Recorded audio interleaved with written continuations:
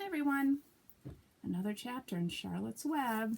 Today we're going to read the chapter 5, which is called Charlotte. To remember, at the very end of the last chapter, Wilbur was sad because he was feeling very, very lonely. And then he heard a voice, and he didn't know who the voice belonged to. And I think it belonged to Charlotte, who's the spider. All right, open up those imaginations in your ears and get comfortable. And here's chapter 5 of Charlotte's Web.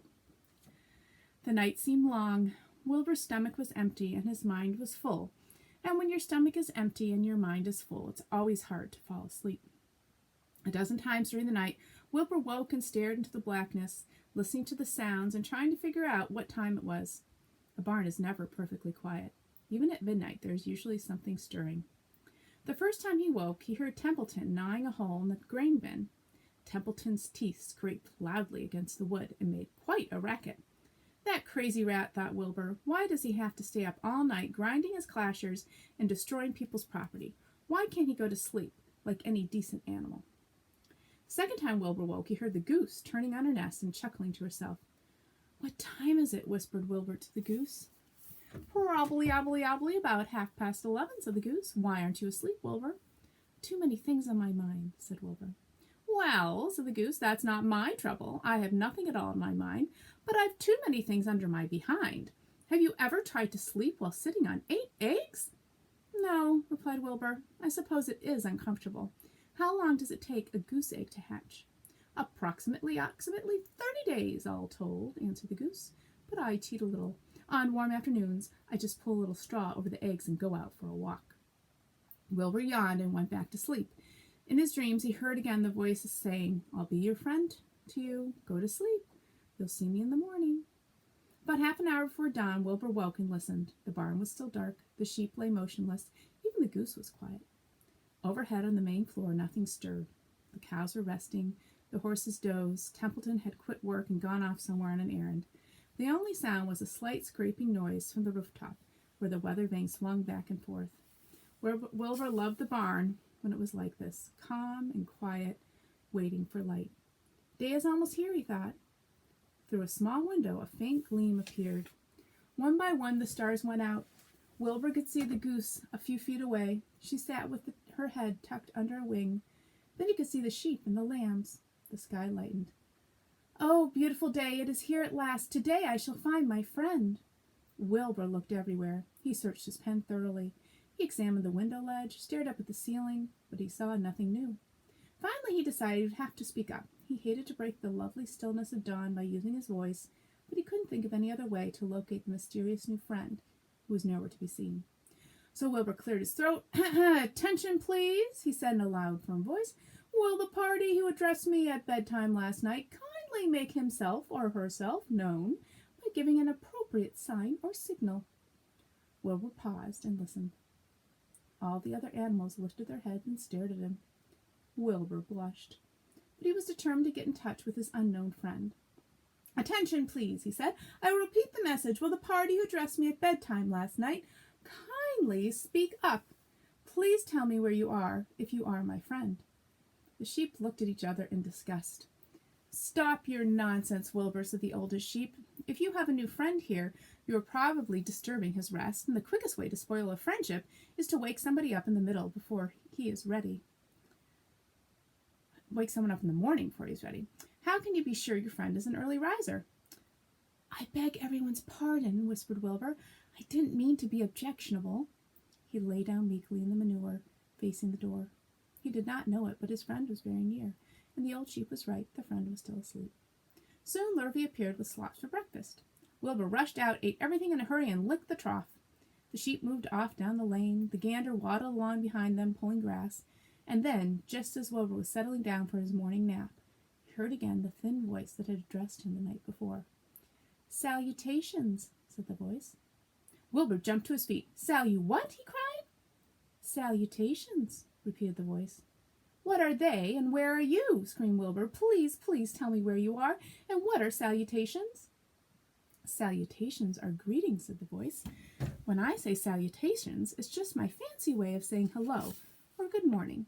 Actually, it's a silly expression. I'm surprised that I used it at all. as for my whereabouts, that's easy. Look up here in the corner of the doorway. Here I am. Look, I'm waving."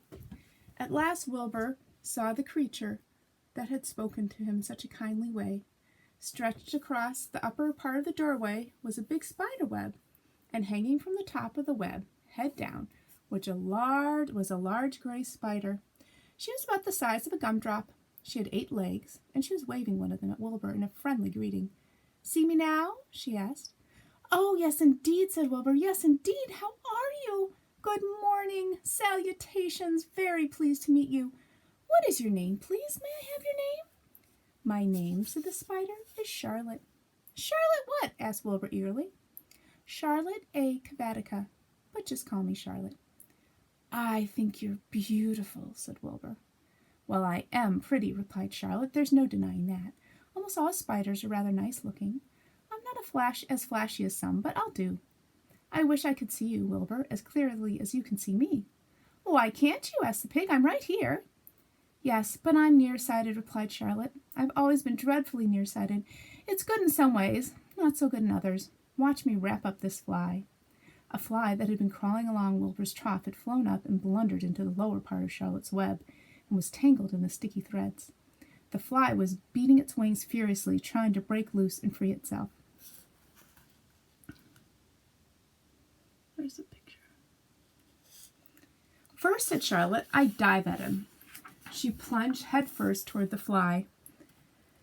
As she dropped, a tiny silken thread unwound from her rear end. "Next, I wrap him up."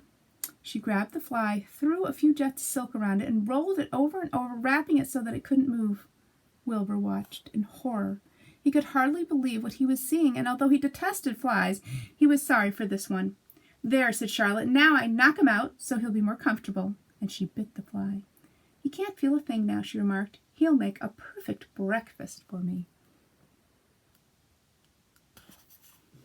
"You mean you eat flies?" gasped Wilbur. "Certainly.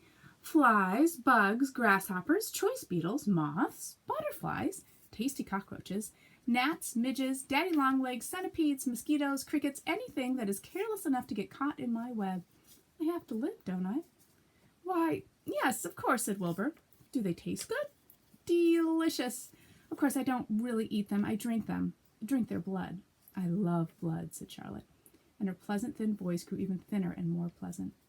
"Don't say that," groaned Wilbur. "Please don't say things like that." "Why not? It's true, and I have to say what is true. I'm not entirely happy about my diet of flies and bugs, but it's the way I was made. A spider has to pick up a living somehow or other, and I happen to be a trapper. I just naturally build a web and trap flies and other insects. My mother was a trapper before me. Her mother was a trapper before her. All our family have been trappers. Way back for thousands and thousands of years, we spiders have been laying for flies and bugs." "It's a miserable inheritance," said Wilbur gloomily. He was sad because his new friend was so bloodthirsty. "Yes, it is," agreed Charlotte, "but I can't help it. I don't know how the first spider in the early days of the world happened to think up this fancy idea of spinning a web, but she did, and it was clever of her too. And since then, all of us spiders have had to work the same trick. It's not a bad pitch on the whole." "It's cruel," replied Wilbur, who did not intend to be argued out of his position. "Well, you can't talk," said Charlotte. "You have your meals brought to you in a pail. Nobody feeds me. I have to get my own living. I live by my wits. I have to be sharp and clever, lest I go hungry. I have to think things out, catch what I can, take what comes. And it just so happens, my friend, that what comes is flies and insects and bugs. And furthermore," said Charlotte, shaking one of her legs, "do you realize that if I didn't catch bugs and eat them, bugs would increase and multiply and get so numerous that they destroyed the earth, wipe out everything?" "Really?" said Wilbur. "I wouldn't want that to happen. Perhaps your web is a good thing after all." The goose had been listening to this conversation and chuckling to herself. "There are a lot of things Wilbur doesn't know about life," she thought. "He's really a very innocent little pig. He doesn't even know what's going to happen to him around Christmas time. He has no idea that Mr. Zuckerman and Lurvy are plotting to kill him." And the goose raised herself a bit and poked her egg a little further under her so that they would receive the full heat from her warm body and soft feathers. Charlotte stood quietly over the fly, preparing to eat it. Wilbur lay down and closed his eyes. He was tired from his wakeful night and from the excitement of meeting someone for the first time. A breeze brought him the smell of clover, the sweet-smelling world beyond his fence. Well, he thought, I've got a new friend all right, but what a gamble friendship is. Charlotte is fierce, brutal, scheming, bloodthirsty, everything I don't like. How can I learn to like her, even though she is pretty and, of course, clever? Wilbur was merely suffering the doubts and fears that often go with finding a new friend. In good time he was to discover that he was mistaken about Charlotte. Underneath her rather bold and cruel exterior, she had a kind heart, and she was to prove loyal and true to the very end. And that's the end of chapter 5, friends. All right, I'll see you back here tomorrow for chapter 6.